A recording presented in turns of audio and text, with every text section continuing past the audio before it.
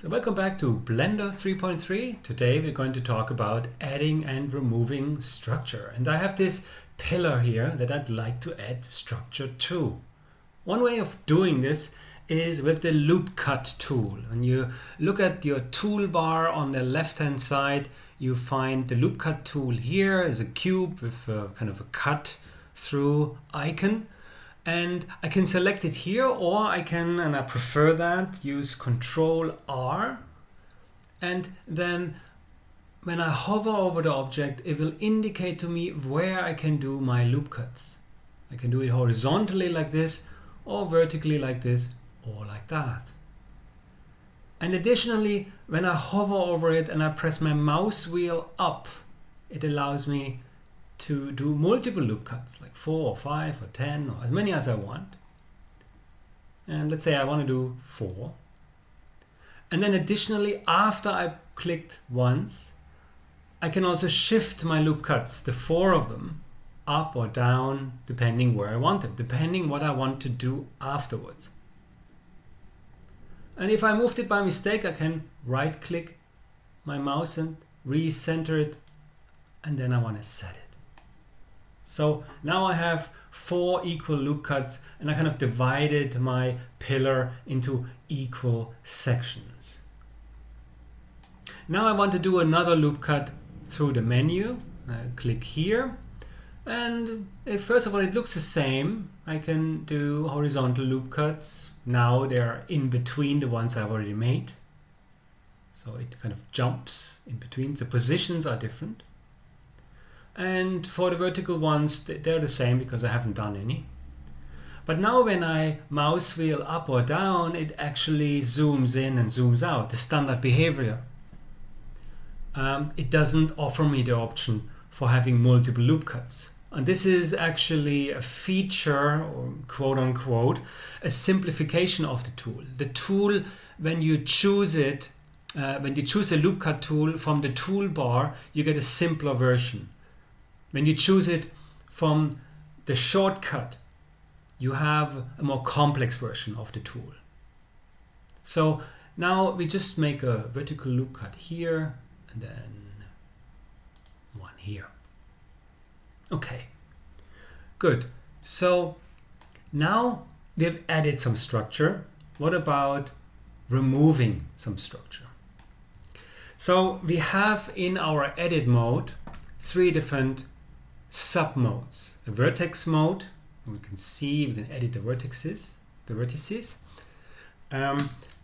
edges by pressing 2, or the faces by clicking here or pressing 3. So 1, 2, 3, I can work in different parts of the geometry. And for each sub-mode, for vertices, for edges, and for faces, I can delete or dissolve. We're going to look at that a little bit closer now. So when I delete a vertex, what happens is that, let's say I want to delete this vertex here, and I just change the color here to something more bright and visible. And then this vertex will go, and then everything attached to it will also go. So that means these edges will go. All 4 edges will go. And then because the faces kind of rely, at least for quads, on those edges, then we will also have those faces leaving us. So in a way, this entire area will go because the supporting vertex is being removed. And let me just take that out again for a moment and see what happens. So I take out this vertex, and then I have a massive hole, and I probably selected too much here. Yeah.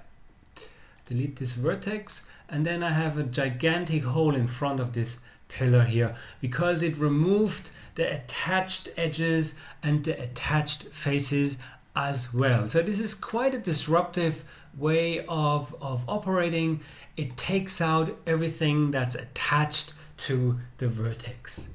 On the other hand, if I dissolve a vertex, I lose the edges, but it kind of closes the hole, or it kind of closes up the geometry with a simpler face in this case. So it tries to maintain the original shape as far as possible. And that's kind of the difference between deleting and dissolving. So we can also now undo that for a moment and switch to edge mode and say, what happens if I delete this edge? Again, it rips a hole in my structure. It takes out the neighboring two faces that rely on this edge. When I dissolve the edge, it combines it into one face. And similarly, when I delete a face, I delete this face, it rips a hole in my structure, but when I dissolve it, well, nothing seems to happen because it closes it immediately after it opened it. Here, I can actually make better use of it. I want to dissolve two faces, and then it actually has the same effect as when I dissolve an edge. It combines it and makes a larger face out of it. One thing I want to show in addition to that, when I dissolve these three faces, I dissolve them, then I have something that is called an n-gon. I have a face that actually has a 90-degree angle in it, and I have 6-8 different vertices around it. It's no longer a quad, it's an n-gon. So this is basically the difference between deleting and dissolving. This is how you create structure and how you delete structure. Some methods that are very useful to know about. And this is all for today. I see you around next time.